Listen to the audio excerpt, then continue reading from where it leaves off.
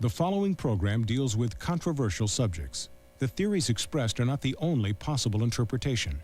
The viewer is invited to make a judgment based on all available information. Tonight on Sightings. It was a ship as big as my house. A startling report on the latest UFO sightings with astonishing footage captured on home video. Then, the Ouija board is not a toy and it's not a game. We uncover the sinister power of the Ouija board.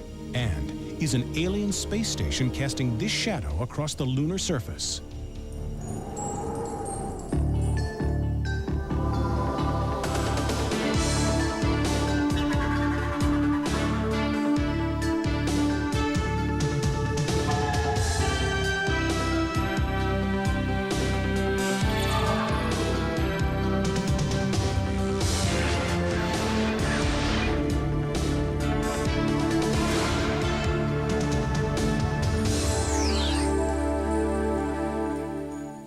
Welcome to Sightings. I'm Tim White.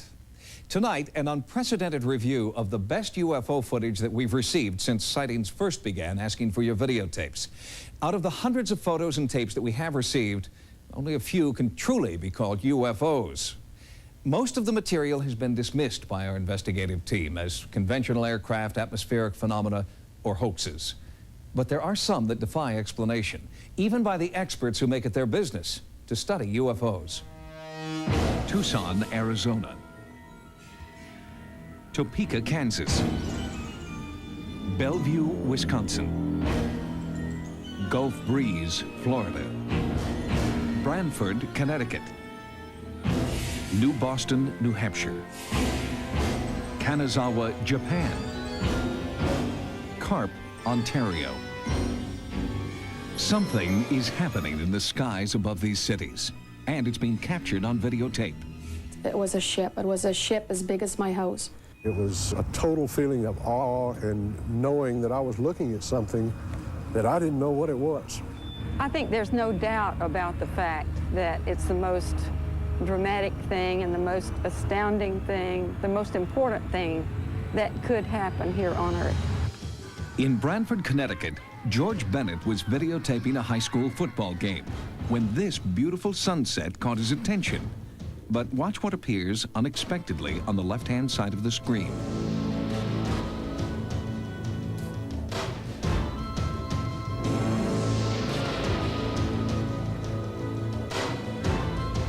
In Bellevue, Wisconsin, local TV cameraman Dave Hooker was taping this windmill for a story about a local farm. When he viewed the tape back at the station, this is what he found. Jeff Sino is a video analyst who studies hundreds of tapes of alleged UFOs every year. Here you can see an object moving behind a windmill here. Right there, it disappears into a cloud just before it goes behind this windmill. Clouds that day were at 25,000 feet, cirrus clouds. You know where the camera was put, you know the distance to the windmill, you can determine its size by looking at the image size here. Go through some trigonometry, and you'll find out that that UFO was about 10 miles away, up at 25,000 feet, and the size works out to about 500 feet long and doing 14,000 miles an hour, which is, again, nothing that a conventional aircraft is capable of doing. Gulf Breeze, Florida has been a UFO hotspot for more than 6 years. Resident Bruce Morrison has made 177 sightings since 1988. On September 2nd, 1991, Morrison was out with a group of friends when he recorded this object with his home video camera. Oh, look, it's brighter, brighter. There's another one. Look. Oh, look at now. Who is that? Look, drop! Look! Yes, white again, there it goes. White again! Yo, look, it's right there. Just drop something out, Gary. We had it drop these little objects out, and they would go out at an angle from the red object we were looking at, stop and turn red, and we would have two red objects sitting there. It gives you the impression of sometimes of fireworks. Sometimes it looks like a string coming out with a white ball on the end of it. These startling videos are due in large part to the home video revolution. The proliferation of UFOs on tape has analysts working overtime, including Robert Nathan of NASA's Jet Propulsion Laboratory. My feeling is the majority of the people who see something at night in the sky are telling a legitimate story in the sense that they certainly believe what they're seeing. But there are some people who are actively performing hoaxes, and it's a very difficult thing to separate these people.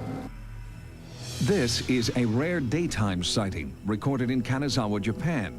A shiny, reflective disc descends rapidly, then suddenly, with tremendous speed, the disc shoots off at an acute angle.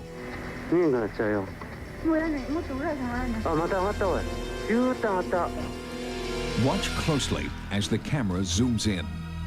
The outline of a saucer shape is unmistakable, but is this a true UFO or an optical illusion created by the sun?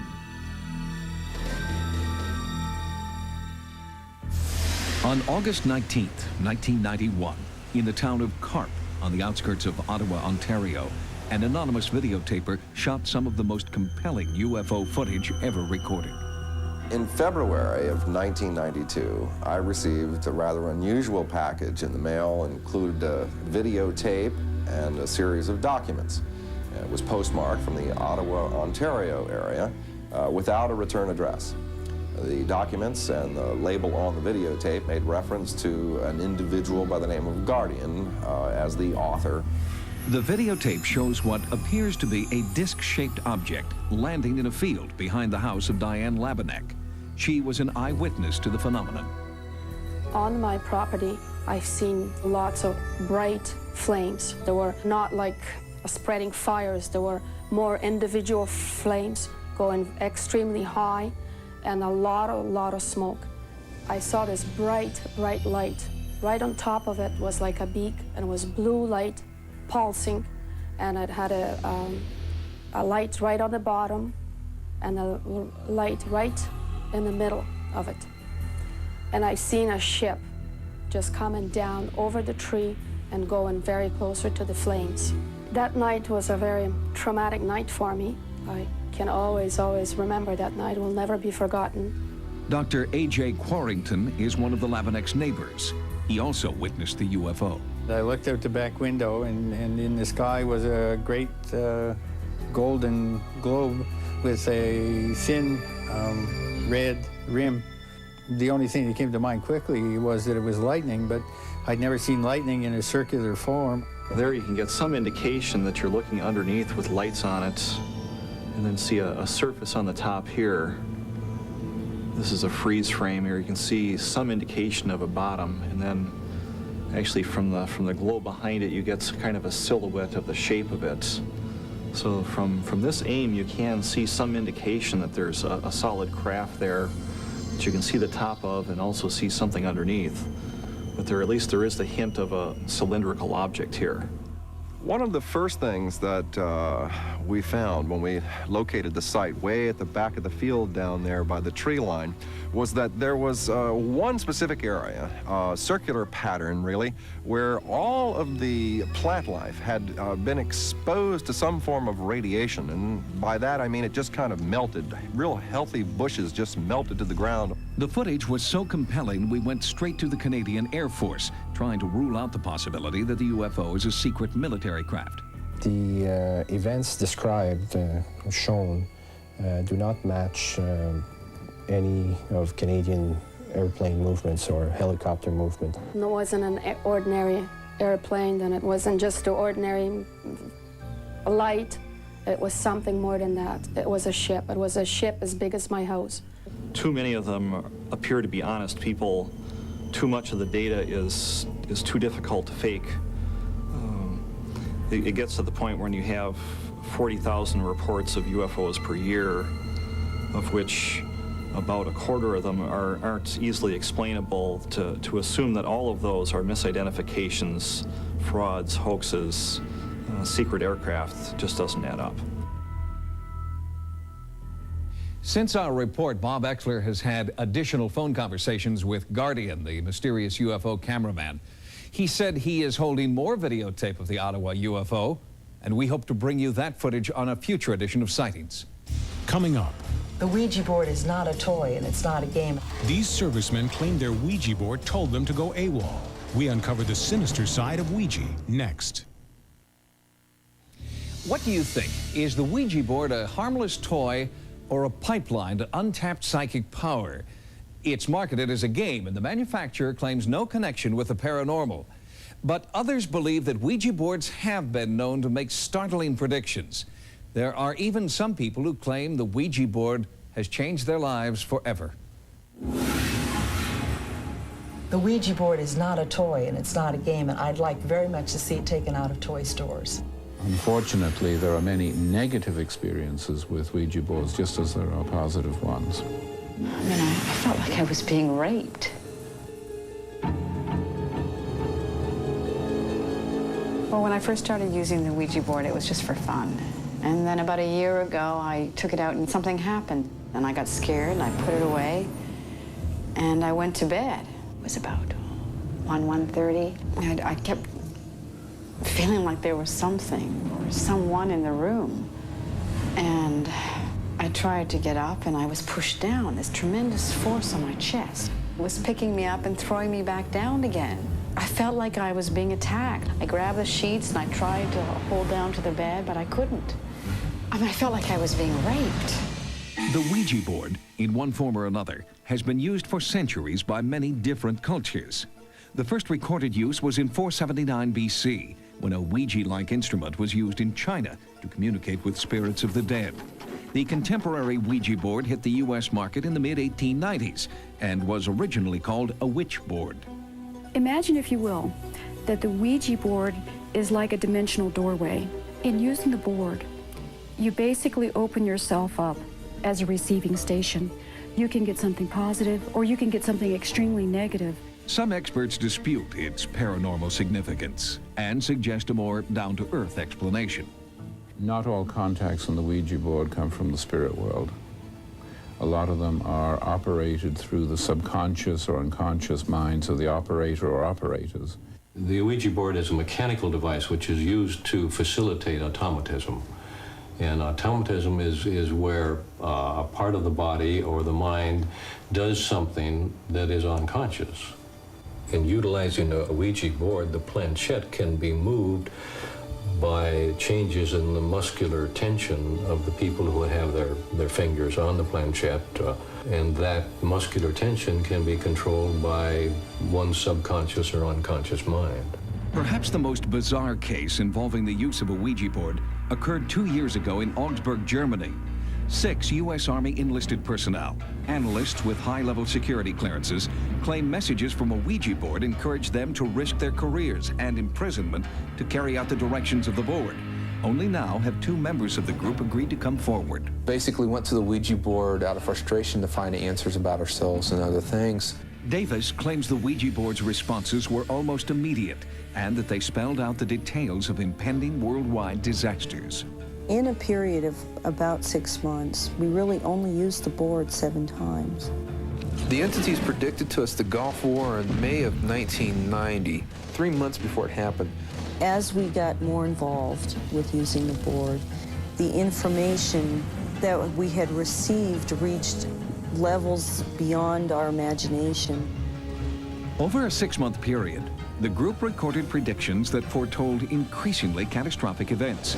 They believe the Ouija board was also urging them to leave Germany and warn people about these disasters. We were told by the spirits to leave. The phenomenal part of this whole situation is that we as a group got together, and in only 7 sessions, we had enough information that convinced us that we needed to leave.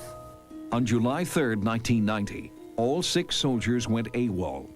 Their desertion triggered a worldwide manhunt, and law enforcement agencies around the world were told to treat the deserters as if they were terrorists. In July of 1990, a group of soldiers stationed in Germany left their posts and came to see me in Gulf Breeze to discuss their paranormal experiences. I found that their experiences primarily had to do with the Ouija board. Within days, the 6 soldiers were arrested in Gulf Breeze, Florida, by local authorities working with the FBI and military police. They were charged with espionage and taken to Fort Knox, Kentucky for interrogation. We considered ourselves dead, gone. We would not be seen again by our families, and they had the same feelings. But that was not what happened. After the soldiers were interrogated, the case took a bizarre twist. In a break with standard procedure, the Army decided to release all 6 soldiers with honorable discharges. Was there a connection between the unprecedented discharges and the Ouija board's predictions? All of our predictions were documented. The military confiscated all of our written notes after we were captured 2.5 years ago. So the government knows that our predictions are extremely accurate, but for them to admit that publicly, of course, is a different matter. The collective mind of these soldiers may have been operating, and not a spiritual one, because I've never seen a spiritual being tell a group of people to do something as drastic as that could get them locked up for the rest of their lives. What power did the group really tap into? Was it their collective unconscious at work, or were otherworldly spirits using the soldiers as a conduit for their cataclysmic predictions? What people tap into a lot of the times when they're experiencing a real negative phenomena with the board is what we call inferior spirits or low-level intelligence. These are people, entities, animals who have not migrated to the next level of life. When utilizing a Ouija board, it's very important to set an intention of why you're doing it, so that if you're determined to create something that's very, very upsetting, it's very possible that your subconscious will cooperate with you and something like that would occur on the board. We were 6 people from different backgrounds and different beliefs that came together and experienced the same kind of phenomena. If I could make a difference in the world, and if meaning going AWOL and giving my life for that would make a difference, then to me that's a good sacrifice. And I was willing to sacrifice that. Also, I felt the information we were getting was important enough not to be hidden. If there's a possibility of it happening, people need to be told. So far, the group's predictions have been startlingly accurate. If their accuracy continues into 1993, they could be tracking worldwide disaster. The entities that spoke to us on the Ouija board predicted the LA riots 2 years before they happened. Looting and rioting did occur in Los Angeles 2 years after the group's original prediction. And their predictions for the coming year? Future predictions the entities made to us included a major earthquake in California in '93 with a magnitude of approximately 8.3. A major earthquake in Seattle in '93, which will trigger the eruption of Mount Rainier. A major gas leak and explosion in New York City in '93. Also the collapse of European royalty in '93. The forming of the United States of Europe in '93. Skeptics may deny the Ouija's power, but many still caution against its use. I genuinely cannot recommend the use of the Ouija board. In my experience, there are too many negative experiences, and sometimes very serious negative experiences, recorded as a result of opening up areas of reality that the people are not ready to handle. I think we're playing with something that we have no understanding about. These are very, very strange, unknown powers, and God knows what you're dealing with. According to Vance Davis, the group hopes that their Ouija predictions for the coming year don't come true. If they should come to pass, the group believes that it will signal 6 years of cataclysmic change. Once the catastrophic chain of events begins, all 6 members say that they will go into hiding and won't reemerge until the year 2000. Coming up, this shadow cast on the lunar surface was captured on videotape by a Japanese astronomer. Some claim it's an alien space station. We investigate next. On a recent Sightings episode, we brought you information about the possible destruction of a Soviet space probe called Phobos by a UFO. Well, now, for the first time on American television, startling footage obtained from our Russian sources showing the unidentified craft that may have destroyed Phobos. In 1989, the sudden disappearance of Phobos 2 had ominous overtones. Now, Russian officials close to the space program feel free to offer their own theories about the satellite's demise. Phobos 2 was supposed to enter the Martian sky and descend to an altitude of 15 meters. Phobos 2 was sending back pictures, as usual when suddenly the last picture from Phobos arrived. On that picture you could see Phobos, the Martian moon, and an oblong-shaped object. The object cast a passing shadow on Mars, and then Phobos 2 disappeared. Scientists from around the world have studied the last photograph transmitted by Phobos 2.